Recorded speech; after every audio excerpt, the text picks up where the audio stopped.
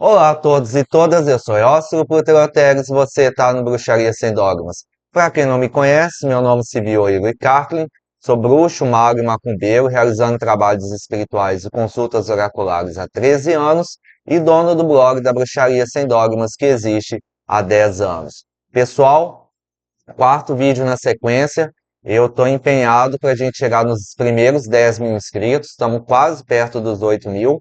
Dê like, se inscreva, comente. O vídeo de hoje é sobre a Guerra dos Titãs, a famosa Guerra dos Titãs, em que os deuses olimpianos brigaram com os deuses titãs pelo mando do universo. A gente vai ver a mitologia disso profundamente. É um vídeo bem interessante, creio que vocês vão gostar. E vem comigo e vamos para a apresentação conhecer a batalha principal entre Saturno, ou Cronos, na mitologia grega, contra Zeus, ou Júpiter, na mitologia romana. Tá bom, pessoal? Vamos à apresentação?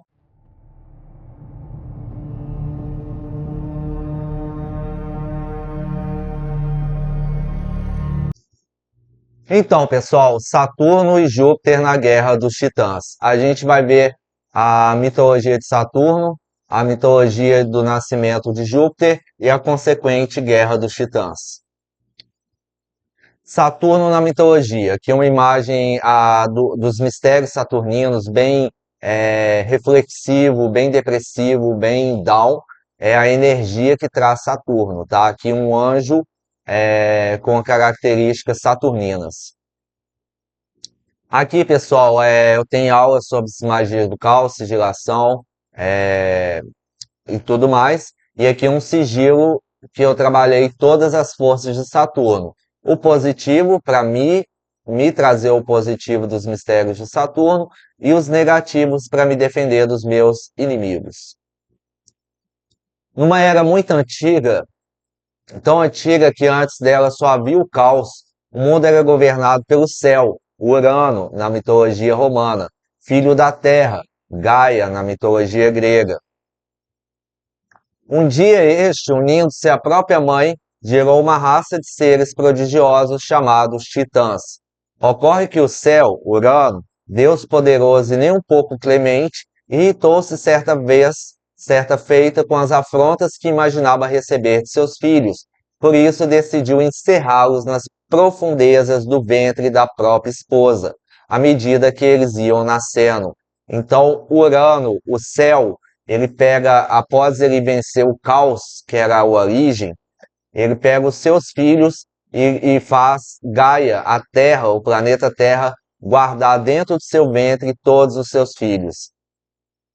Aí ficarão para sempre no ventre da terra, para que nunca mais ouse desafiar a minha autoridade, exclamou colericamente o Deus soberano.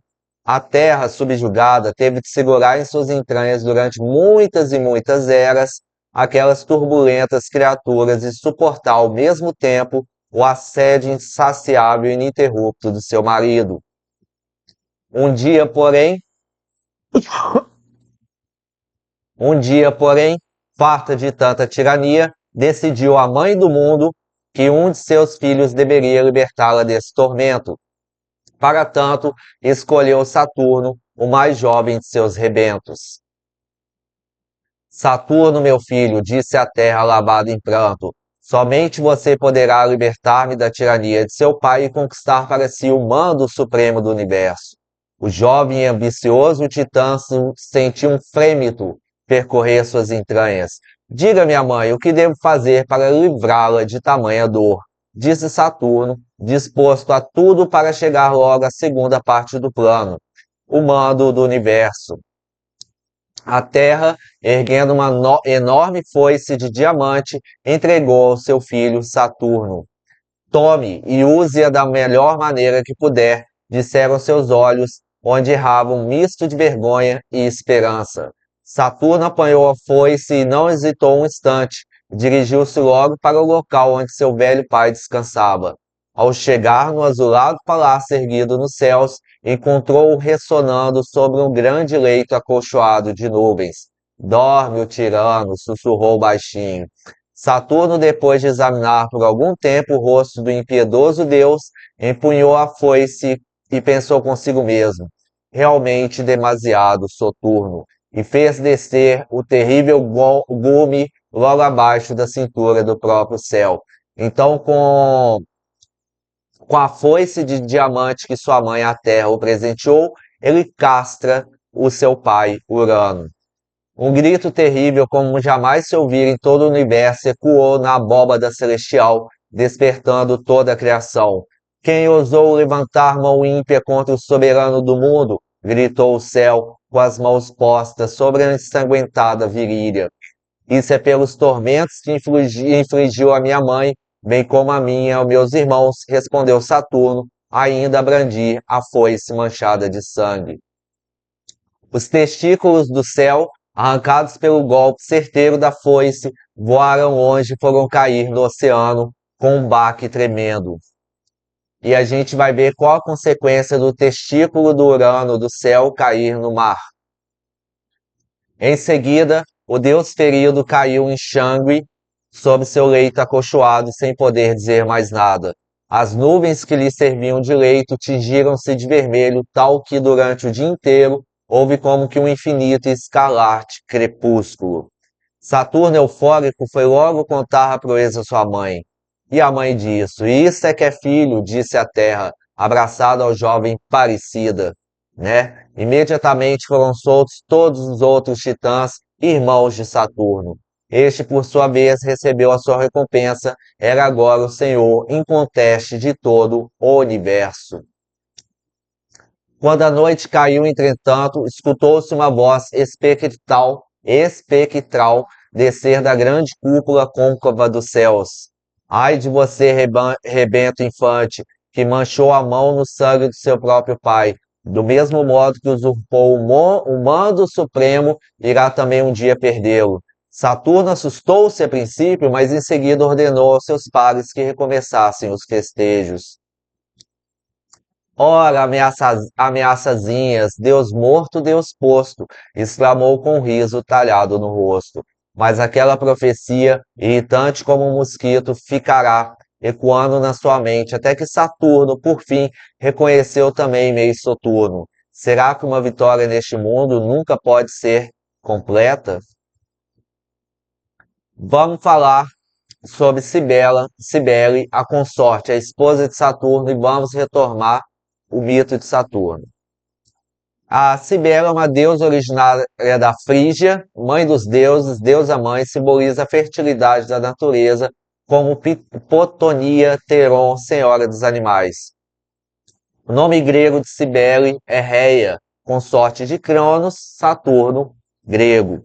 Cibele, com os seus tradicionais atributos, a cornucópio, o leão e a coroa, no formato de muralhas de uma cidade, um mármore romano de 500 anos depois de Cristo, aqui na imagem para vocês. Saturno, sendo Cronos, o tempo, e seu mito de devorar os filhos, nos diz do tempo que devora todos nós, seus filhos. Cibele permaneceu no Templo da Vitória até que seu próprio templo fosse dedicado em 191 a.C. A deusa teria vindo acompanhada por seus sacerdotes, os Gales, e seus rituais foram gradativamente incorporados ao calendário dos festivais. Apesar de seu caráter estrangeiro, Cibele, tornada Magna Mater, passou à lista das maiores divindades a partir dessa data. Foi então pelo conselho da profetisa Sibila, num tempo em que a Itália sofria a guerra púnica e era devastada por Aníbal, que nossos ancestrais maiores fizeram vir este culto da Frígia e o estabeleceram em Roma. Ele foi acolhido pelo homem mais bem considerado pelo povo romano e pela mulher reputada como a mais casta das matronas, Magna Mater, Cláudia V, Cláudia Metelli. A construção de um mito no Principado Augustano em Cândido, História das Mulheres na Antiguidade, e o quadro. Então, Saturno, ele castra o seu pai Urano, o testículo de Urano cai no mar e a gente vai ver a consequência disso, que é o nascimento de Vênus. A véspera do nascimento de Vênus foi um dia violento. O firmamento tingindo-se subitamente de um vermelho vítreo enchera de espanto toda a criação. Saturno, munido de sua foice enfrentar o próprio pai, o céu, no embate cruel pelo poder do universo. Com um golpe certeiro, o jovem deus arrancara fora a genitália do pai, tornando-se o novo soberano do mundo. O urro colossal varrer os céus, como um estrondo tremendo de um infinito trovão, quando o céu fora atingido. O fecundo órgão de seu Deus disposto, caindo do alto, mergulhara nas águas profundas, próxima à ilha de Chipre. Assim o céu, depois de haver fecundado incessantemente a terra, dando origem à estirpe dos deuses olímpicos, fecundara agora, ainda que de maneira excêntrica e inesperada, o próprio mar. Durante toda a noite o mar revolveu-se violentamente. A espuma do mar, unida ao sangue do Deus caído, subiu alto em grandes ondas, como se lançasse ao vento aos seus leves e espumosos véus. Mas quando a noite recolheu finalmente o seu grande manto estrelado, dando lugar à aurora, que já atingiu o firmamento com seus dedos cor-de-rosa, percebeu-se que das águas daquele mar pareceu agora as outras, completamente diferentes. Nascia Vênus, Afrodite, deusa do amor. A gente falou do pai de Saturno que devorava os seus filhos, e a gente vai ver que Saturno faz a mesma coisa agora quando a gente for tratar de Júpiter, e essa ideia é um quadro bem famoso de Saturno devorando seus filhos, e Saturno sendo tempo, sendo Cronos, essa ideia de Saturno devorar seus filhos é a ideia de que o tempo devora todos, levando-os à velhice e à morte. O nascimento de Júpiter ou Zeus. Saturno, após destronar sangrentamente o próprio pai, era agora senhor de todo o universo. Certa feita, sua esposa Cibele, que também era sua irmã, chegou-se a ele e disse: Abrace-me, querido Saturno, pois serei mãe. O velho Saturno, encanecido no manto, esboçou apenas um sorriso. Muito bonito, resmungou Deus, mas e daí? Ora, e daí que você, meu esposo, será pai, disse ela, tentando animá-lo. Essa palavra, no entanto, despertou a fúria de Saturno. A praga que seu pai Urano, no céu, lhe lançara no dia em que o mutilara com a foice diamantina, ainda ecoava em seus ouvidos. Ai de você, rebento infame! Do mesmo modo que usurpou o mando supremo, irá também um dia perdê-lo. Nada de filhos, exclamou por fim a velha divindade a Cibele. Cibele, venha já até a mim, disse Saturno. Quando nasce essa criança que você está carregando? Nos próximos dias, Saturno querido. Assim que nascer, traga imediatamente até mim. Assim será, meu esposo. Cibele, correndo os dedos pelas madeixas, sorria candidamente. Alguns dias depois, com efeito, nasceu o primeiro bebê. Era Juno. Era, na mitologia grega, uma menina encantadora, porém de poucos sorrisos. Deixe-me vê-la, sussurrou Saturno, besuntando de mel a sua áspera boca. Veja, não é linda? Disse Cibele, a imprudente. Encantadora, respondeu o Deus com um sorriso equívoco. Vamos, dê-lhe um beijo, disse Cibele, a louca. O velho Deus tomou então a criança, envolta nos panos, e aproximou-se de seu imenso rosto.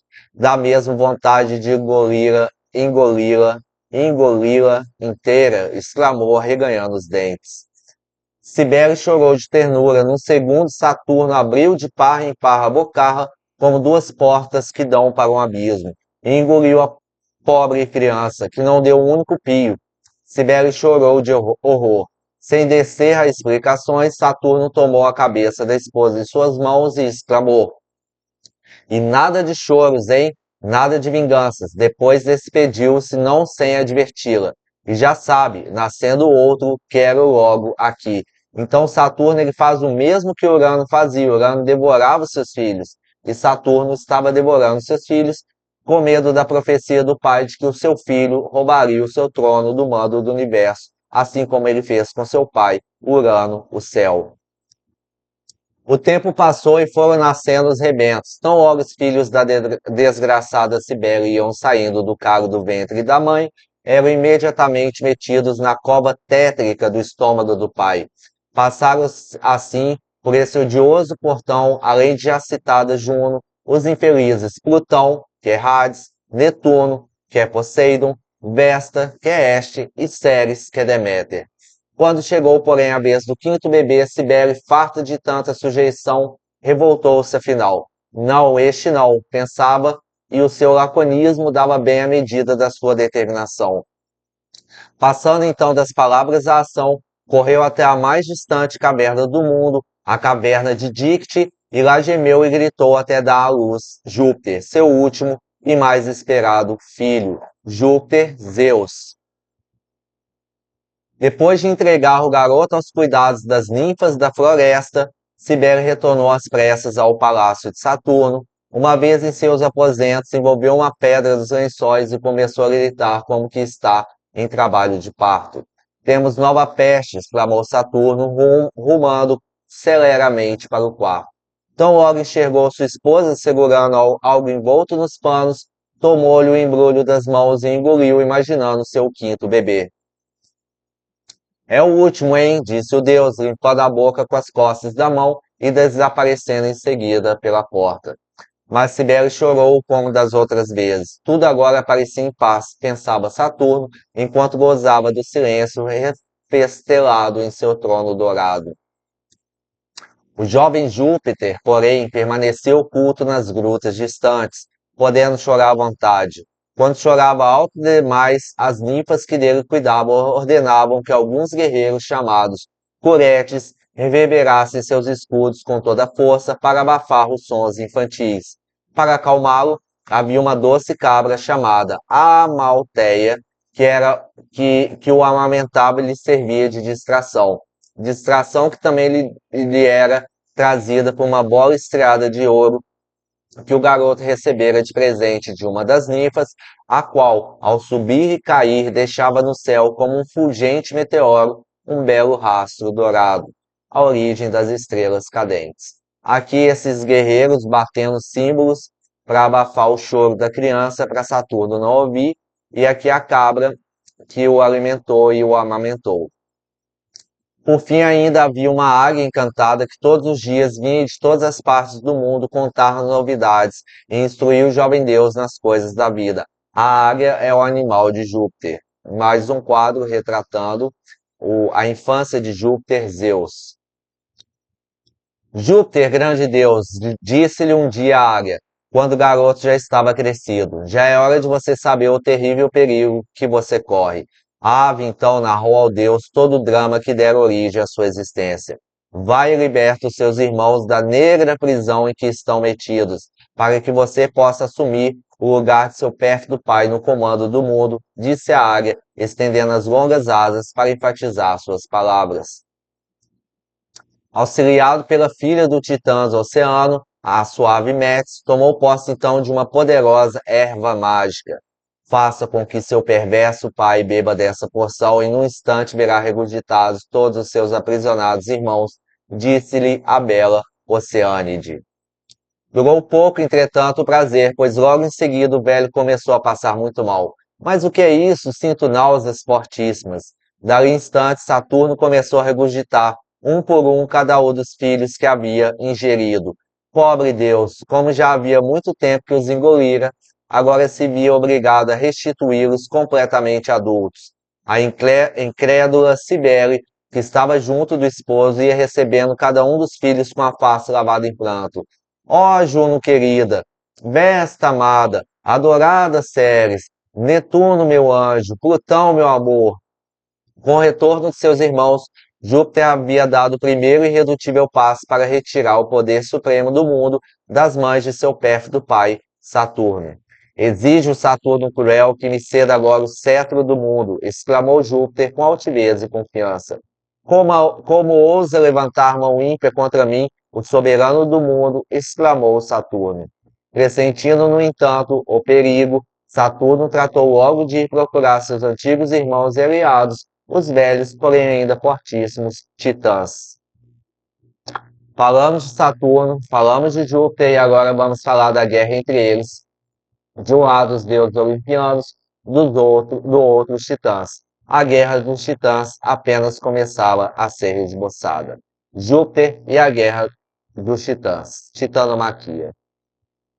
Não há crônica antiga moderna ou moderna que refira de maneira exata todos os feitos e lances heróicos dessa que foi a verdadeira Primeira Guerra Mundial. Ela é demasiado antiga e percebe-se na noite dos tempos. Só podemos nos basear no que dela referiram alguns comentadores tardios, como Hesíodo. Ainda assim, ela houve. Os sinais, por tudo, são demais evidentes. A própria geologia comprova que as extintas divindades de outrora, personificações talvez dos elementos em estado caótico, se engalfinharam um dia numa luta impiedosa, revolvendo no embate o céu, a terra e os mares. Essa gigantesca querela, disputa, briga, teve início com a pretensão de um filho rebelde chamado Júpiter Zeus, sobre o poder supremo que estava em mãos de uma divindade cruel e déspota chamada Saturno ou Cronos. Pessoal, dê like, comente, se inscreve, me ajuda a chegar aos 10 mil. Vamos lá! Abaixo o meu contato para consultas oraculares e trabalhos espirituais para você tomada de decisões ou para resolver a sua vida, me procure. Aqui o Monte Olimpo. Mas quem foram as partes deste espantoso embate? De um lado, liderados por Saturno, estavam eles seus irmãos, os poderosos titãs, filhos da Terra, filhos de Gaia. Do outro, Júpiter, o filho insubmisso, e seus irmãos, além de algumas defecções titânicas que se alistaram à causa rebelde, tais como o Oceano e o filho de Japeto, Prometeu. Os deuses da segunda geração, liderados por Júpiter, foram organizar seu ataque no Monte Olimpo, daí serem chamados de deuses olímpicos. Enquanto os titãs, abrigados no Monte Otris, tramavam sua defesa. Aqui o Monte Otris. Uma imensa massa negra de nuvens destacou-se dos limites extremos do Olimpo e começou a manchar num estrondo feroz de carros de guerra que rondavam pelos céus, a marchar, tá bom? O Empírio escureceu de tal forma que o caos parecia haver gerado de seu ventre uma segunda noite ainda mais negra e tétrica do que a primeira. De dentro dessa montanha alada da cor do ferro partiam raios tão ofuscantes, novidade horripilante inventada pelos Ciclopes, aliados de Júpiter, que este libertara do Tártaro. Então, a arma de Júpiter, o Zeus, mais famosa é o raio. Esse raio foi um presente dos Ciclopes a Júpiter Zeus. Por quê? Porque Júpiter o liberou do Tártaro. O Tártaro é uma das regiões do inferno do Hades mais tenebrosas e Júpiter o libertou. E por alguns instantes brevíssimos não havia em todo o universo a menor parcela de escuridão. Mas logo o negror da noite tombava outra vez sobre a terra e a alma de tudo quanto vivia agachava-se oprimida por indizível pavor. Aqui o Ciclopes. O Tártaro em grego, né? Na mitologia grega, é personificado por um dos deuses primordiais nascidos a partir do caos, apesar de alguns autores o considerarem irmão do caos. Sua relação com Gaia gerara os mais terríveis bestas da mitologia grega, entre elas o poderoso Tifão. Assim como Gaia é a personificação da terra e Urano a personificação do céu, Tártaro é a personificação do mundo inferior. Nele estão as cavernas e grutas mais profundas e os cantos mais terríveis do reino de Hades, o reino dos mortos, por onde todos os inimigos do Olimpo são enviados e onde são castigados por seus crimes. Lá os titãs são aprisionados por Zeus, Júpiter, Hades, Plutão e Poseidon, Netuno, após a titanomaquia, a guerra dos titãs. Já na Ilíada de Homero, representa-se esse mitológico Tártaro como prisão subterrânea tão abaixo do Hades quanto a terra é do céu. Segundo a mitologia, neles são aprisionados somente os deuses inferiores, Cronos e outros titãs, enquanto que os seres humanos são lançados no submundo chamado de Hades. Aqui, uma imagem. Ocultos acima dessa nuvem prodigiosa, Júpiter e seus aliados caíram finalmente sobre seus inimigos. Os titãs, contudo, bem protegidos em suas trincheiras, começaram a enterrar suas unhas duras e compridas como gigantescas pás de bronze até as profundezas do solo, para dali arrancarem pela raiz, com pavoroso estrondo, montanhas inteiras que arremessaram em seguida contra os deuses olímpicos. Irmãos da nobre causa, desçamos agora onde rastejam esses vermes, disse Júpiter, e junto com seus aliados saltou das nuvens com as vestes guerreiras, dando um grande brado de fúria. Seus escudos refugiam na queda como tremendo sóis prateado, enquanto suas lanças brandiam com fúria. Pareciam raios retilíneos que cada qual portassem destemor infinito. Amantes da nobre verdade, recebamos essas aves de rapina que descem dos céus, tal qual elas merecem. Bradou outra vez, bradou outra voz, dessa vez de Saturno, encorajando seus titãs. Quando os dois exércitos se misturaram, um ruído mais feroz que qualquer outro jamais escutado fez-se ouvir, então por todo o universo. A terra inteira sacudia-se em tremores, levantando-se de dentro das imensas labaredas de fogo e de pés. Netuno, com seu tridente aceso, fazia ferver os mares, e por toda parte não havia um único bosque que não tivesse sido varrido pelo assobio endemoniado de uma tórrida ventania. Os combates misturados num pavoroso atraque corporal, atirando as cegas uns contra os outros, cutiladas, raios, rochas imensas, vapores sufocantes e dentadas, assim estiveram por uma eternidade, até que Júpiter Zeus, temendo que a vitória estivesse pendendo para os inimigos, os titãs, anunciou um novo propósito. Companheiros, libertemos do Tártaro profundo os poderosos hecatônquiros. Hecatônquiros, esses terríveis seres, haviam sido aprisionados por Saturno nas profundezas da Terra e, uma vez libertos, espalhariam o terror entre as hostes inimigas. Júpiter, auxiliado pelos seus, desceu até as tênebras profundas e, após romper os grilhões que mantinham essas colossais criaturas presas ao abismo, subiu com elas à superfície. Uma fenda enorme rasgou-se sobre o chão. Imediatamente um vapor negro subiu da cratera num jato hediondo até envolver o próprio Sol. Tudo estava envolto numa treva sufocante, quando todos sentiram um baque formidável sacudir o solo. Um tufão poderoso surgiu em seguida, varrendo toda a fuligem espessa e deixando à mostra, sobre a superfície, os três hecatônquiros postados lado a lado. A arte dos antigos não nos deixou nenhuma imagem do que seriam tais divindades, os hecatônquicos. Porém, as descrições nos afirmam que se tratavam de seres enormes, como a mais alta das montanhas, e que possuíam diversos olhos e 50 cabeças. Aqui algumas representações modernas que seriam esses hecatônquicos. Um colossal partido das 150 bocas atuou todo o universo. As criaturas, empunhando rochedos imensos, lançaram sobre os apavorados titãs 300 montanhas, sepultando os vivos sob os escombros. Em seguida, os ciclopes os acorrentaram com suas pesadas correntes, encerrando-os para sempre nas profundezas do Tártaro, de onde jamais tornariam a sair, vigiado pelos invencíveis hecatônquicos. Esta, em resumo, foi a primeira batalha que o universo conheceu e da qual saiu vitorioso Júpiter, Zeus, o novo soberano do universo, para reinar como pai dos deuses sobre todos os homens e as demais divindades. Ele deu o poder dos mares a Poseidon, ou Netuno, e deu o poder do mundo inferior a Hades, ou Plutão. Aqui uma imagem de Zeus triunfante. Aqui a minha magia do caos, minha sigilação de Júpiter, fazendo tudo de bom de Júpiter vindo para minha vida e o negativo vir contra meus inimigos. Prontinho, pessoal. Terminado. Vimos a mitologia de Saturno, o nascimento de Vênus, a mitologia de Júpiter e a guerra dos titãs, tá? Abaixo está meu contato para trabalhos espirituais e consultas oraculares. Eu trabalho há 13 anos com isso. Pode te atender e ajudar a resolver a sua vida. Trabalhos para construção, para felicidade, para prosperidade, para amor, para saúde, para libertação de magias terríveis, tá?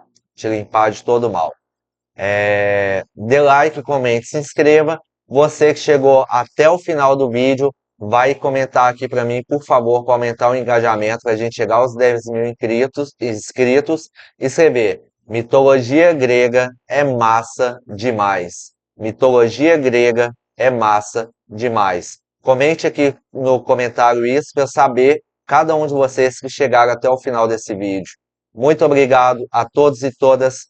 Ave Diana, Ave Lúcifer, Satanás é amor. Tchau, pessoal!